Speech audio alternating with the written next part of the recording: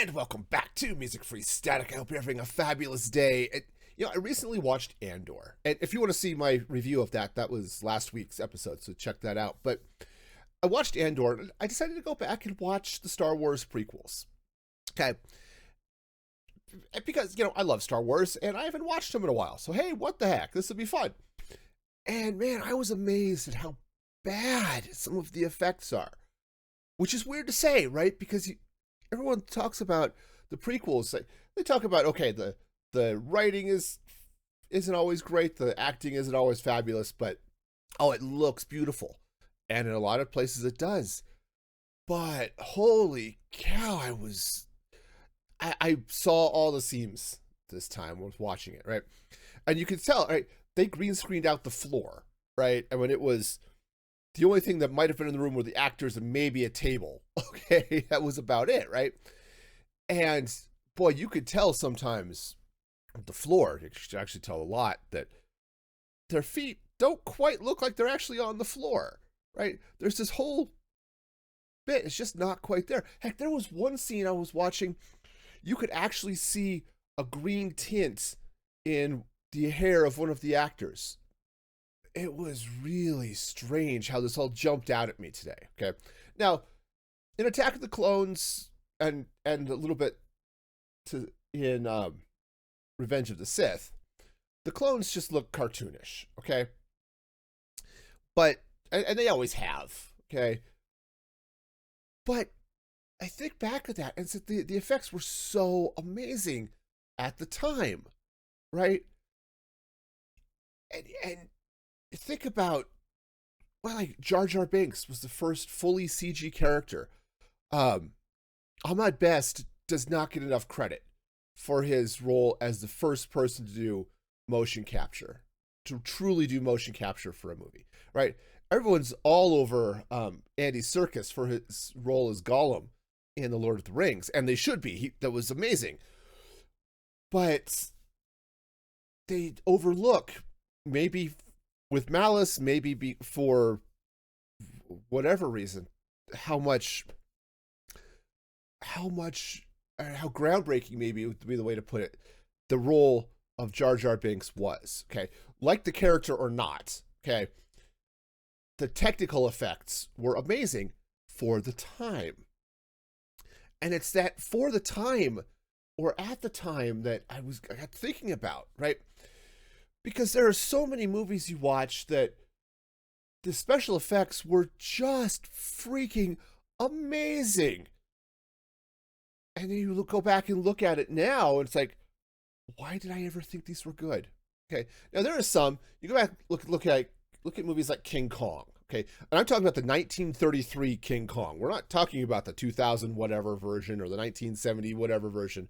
We're talking about the original 1933 King Kong.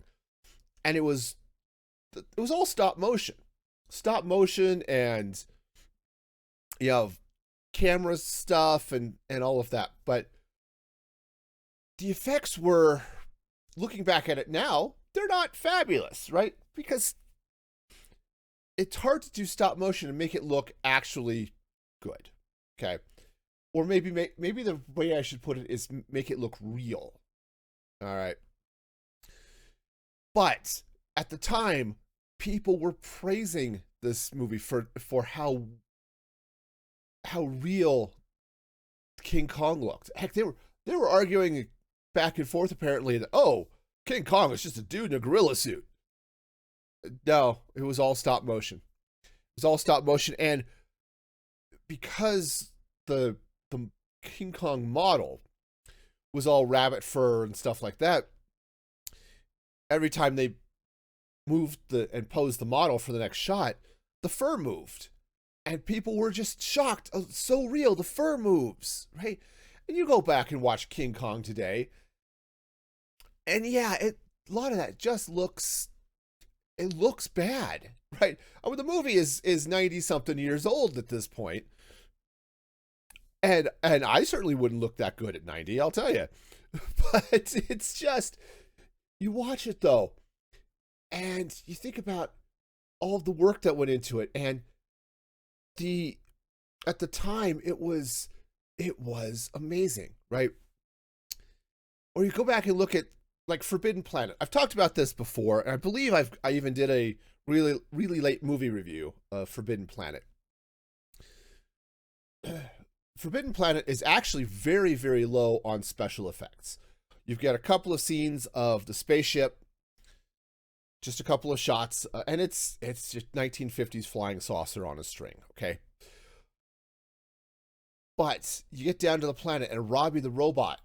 Okay, yeah, it's a guy in a big robot suit, but the robot looks amazing.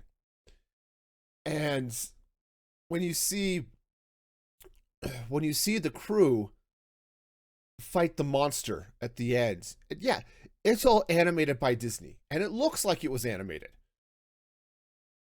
But it looks amazing in context of everything else happening in that movie. And yeah, it's a 1950s production, right? So it's you can definitely see, okay, yep, here's the map painting and here's all of this, right? But you look at it, especially in context of 1956, and it looks fabulous in that context. And even today, yes, you can tell, all right, they're shooting the monster, they're standing as still as they can so that the animators can draw the blaster bolts shooting up the monster. Okay, that's fair.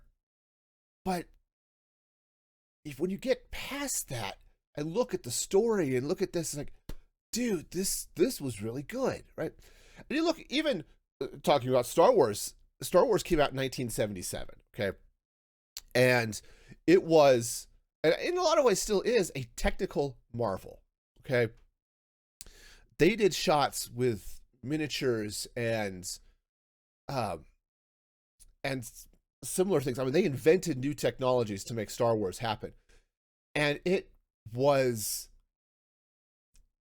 amazing, right? You go, if you could find the original theatrical release of Star Wars, one, I highly recommend it. It's really better in a lot of ways than the quote unquote special editions that came out later.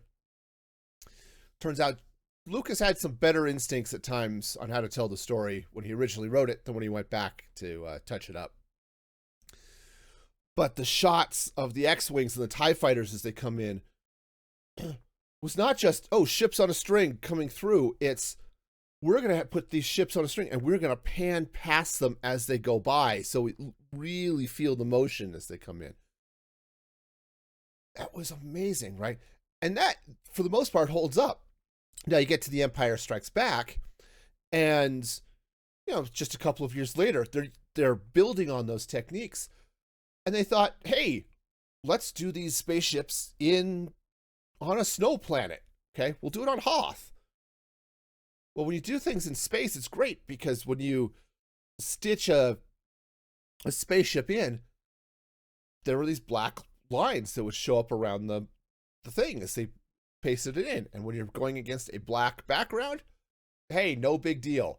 When you're on a white background, that's a problem, right?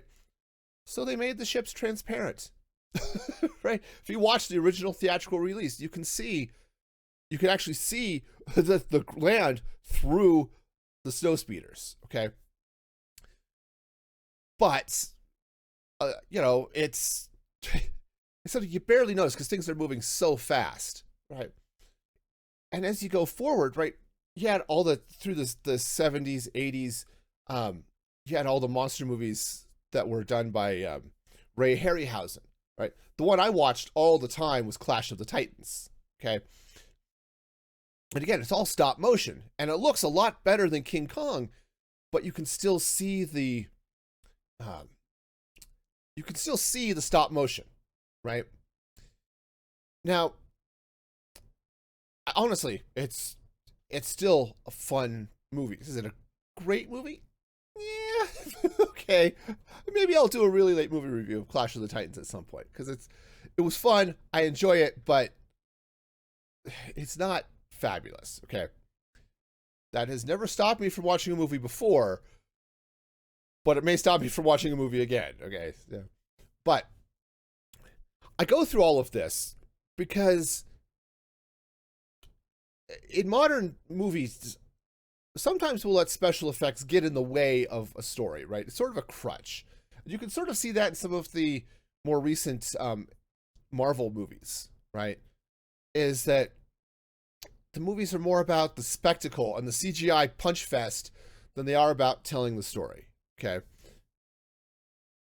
And that's, okay, that's a legit complaint, and I will go with that on a few of the more recent movies. But I think for a modern audience, we've hit a weird place, okay, where special effects have gotten so good, and I'm not going to say they're necessarily so easy, but they're a lot easier than doing the stop motion on King Kong. But they've gotten so advanced that it's easy for us to take them for granted, okay? And we let the imperfections of the CGI and the special effects get in the way of enjoying the story, okay? Now, I'm going to talk a little bit about TV because that's where we tend to see it a lot. Because you look at the movies where they've got a lot of money, okay? And Iron Man looks really good, okay? And you look at a lot of the movies, and it's like, okay, yes, the special effects are great. You can't tell, right? The fake alien walking through the scene looks like it's actually on the scene, right? But TV, in some ways, we're back about 10 years, okay? Because TV just doesn't have the budget, okay?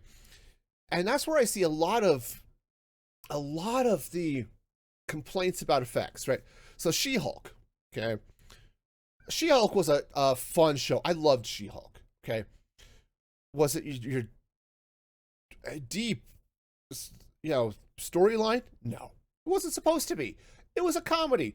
It was a legal comedy featuring a superhero, right, in She-Hulk. A reluctant superhero. She didn't want to be She-Hulk, but she is, and hey, this is where she's at now.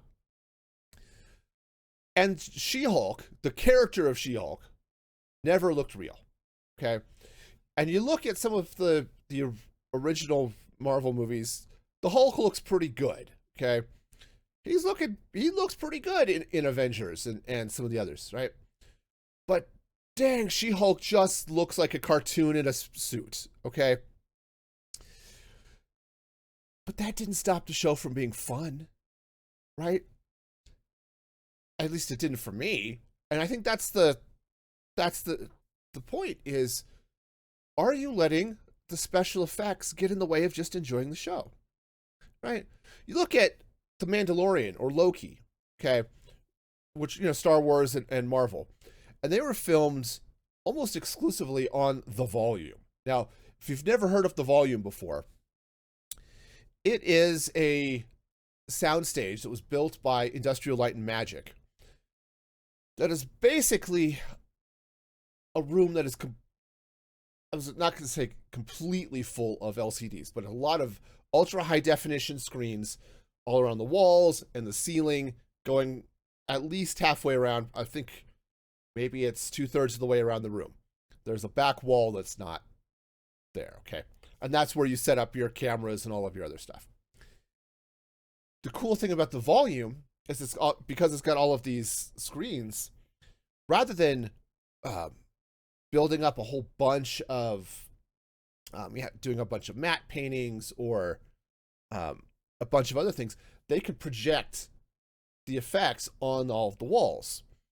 So, for example, in The Mandalorian, there's this scene, I think it's episode 5, maybe episode 6, where they are 7, 8, 9. It's the last one or the one from the end, okay? My Mando rewatch hasn't happened yet. Soon. Anyway, they're in a boat sailing down a lava river, okay? And what they did was they projected on the wall, and it's not projection, it's a screen, right? But they showed on the screen the walls of the sewer floating by, right? So the boat that they're on is obviously not moving. It's sitting in the middle of this room, and they just, like, in some ways, it's like the old Westerns or something, where they had a big rotating matte painting, and that they would just scroll the matte painting behind it. same concept, but now it's digital and they can get all the detail. And the actors were totally able to be immersed in what was going on because they could see the actual scene, right? We're not talking about, oh, we'll paint in the background later. It's like, no, we're painting this now. And so they could actually just film what was happening, right? They could film the characters, they could film the background, and you can get a completed shot without having to go back and do a lot of green screen stuff later. Okay. But there are definitely times where you can see those seams, right? There was a shot in Loki where Loki and Sylvie are sitting on a, not quite a beach, but it's sort of a sandy thing. And, okay, there's the ground, it's all sandy, and there's the wall, the volume. And man, you could see that right angle, right? You could see where the sand and the wall meet, okay? It's like, okay, yep, I see your soundstage. And for a lot of people, seeing those seams really destroys their immersion in the story. And I get it. But what's important when you're watching this? The special effects or the story? Now, with Andor, now the first season of Andor was mostly was humans with mocked up stuff, okay? And once in a while you see a TIE fighter fly by or you see a ship in space, and those shots are so, I would say, easy. And again, easy is not exactly the right word because it feels like it downplays the work of the effects people, but it's so much easier to do that now that, oh yeah, making a ship, realistic looking ship flying through space, yeah, done. We can do that on a TV budget, no big deal, okay? You get into the second season of Andor, and I talked about this in the review last week, but the aliens look really good. It's like Andor remembered that it's in Star Wars and that, yeah, aliens are cool. Maybe we should have a few of those around. And all of the effects looked great. And what ended up happening there is they helped effectively build the world and tell the story. And you don't end up looking for the seams. Okay? Now, does that validate my point? Yeah, maybe. And the point is, if I haven't made it clear already, is we should not be focusing on the effects. The effects are there to help tell the story. We should be focusing on the story. Okay? And I'll admit, there are definitely times like, okay, this doesn't quite jive for me. But I've never been one where, oh, the effects look bad, therefore the show sucks. It's like, no, this is why I can go back and watch old sci-fi, right? Because, yeah, the effects aren't fabulous, right? But they're good enough that I can watch it, I can get immersed, and yeah, okay, the Kraken is a little herky-jerky as it walks out of the ocean. All right, cool. Yeah, Medusa's hair is just a little framey. Okay, cool. That's fine. I can live with that watching this fun adventure, right?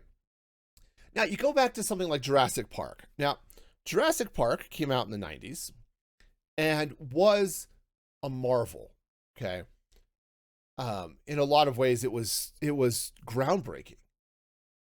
Because they were going to go into Jurassic Park with stop-motion dinosaurs. And they decided at ILM that, hey, no, what if we were to make these in the computer? And we'll do CG dinosaurs. And for the most part, they still look pretty good. You go back and look at it today, and there are a few places where, okay, they used a practical T-Rex here, and it looks great. And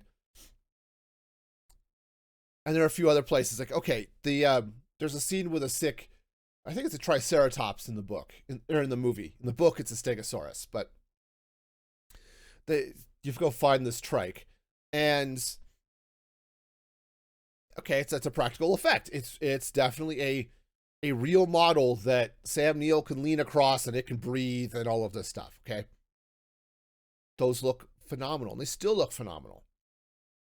But there are a couple of shots of the hadrosaurs out there in the fields, or the Brachiosaurus. It's like, okay, when it came out, I couldn't tell. It looked so flippin' good. Now looking back, it's like, yeah, that does look a little cartoony, doesn't it? Right. And special effects of the past will always look worse than the special effects of today. Special effects technology has just advanced. Now, there are some things that will continue to hold up, in part because there are practical effects, and it was because it's all practical. It's harder. There are no CG seams, right? When that building explodes, they blew something up to make that happen, right?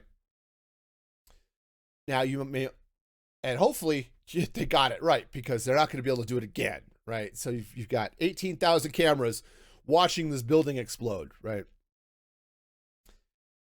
But and I keep saying but, because yeah, it is a different breed, and I think that's why people tend to go on about making the special effects practical, because we've gotten to the point where we're almost looking for the seams with the CG, which I think is unfortunate. And practical effects, for the most part, you don't have that, because you're really shooting that thing falling from the ceiling, or that thing's blowing up, or the room is shaking, or whatever. Okay, you're not having to worry about, okay, here's this digital stunt double doing a backflip, so you can have this very old actor look like he's the super Jedi, right? And, as great an actor as some of those guys are, you're not gonna get Ian McDiarmid, who was in his 60s or something when they filmed the prequels. You're not gonna get him literally jumping and doing this in air 720. That's not gonna happen. The dude's just old. So, you're not gonna get that sort of thing. So, hey, can we do these digital replacements and things like that? And, there are definitely a lot of those shots. They do not look great going back with modern sensibilities or modern experiences. But do we let that interfere with our enjoyment of a story? And yeah, it's unfortunate to say that a lot of people do. A lot of people go back and say, I'd like to watch Star Wars, but the special effects just look so bad I can't get into it. But yeah, I'm sorry. Sorry that you feel that way, right? Because there are some amazing movies. There's some stories there. They are great stories. But the effects are funky, right? You go back and watch The Last Starfighter, which I think was in the 80s. And man, I love The Last Starfighter. Now, partly I was one of those kids. I wanted to be a fighter pilot. I watched Top Gun, and I watched Star Wars, and I watched The Last Starfighter way too many times. Okay? And The Last Starfighter, it's weird. So all of the effects dealing with people look pretty good, right? Yeah, and there aren't a whole lot of them, but those that are there, they look pretty good. And the one alien you see, Greg, I think, he looks pretty good, okay? And yeah, it's just a lizard skin on the actor, but still, okay, cool. And the shots of, I forgot the guy's name, who plays the recruiter, basically, who gets the kid into the Starfighter Command. Phenomenal actor as a con man. He shows up in a lot of things, and he's great at it. Preston.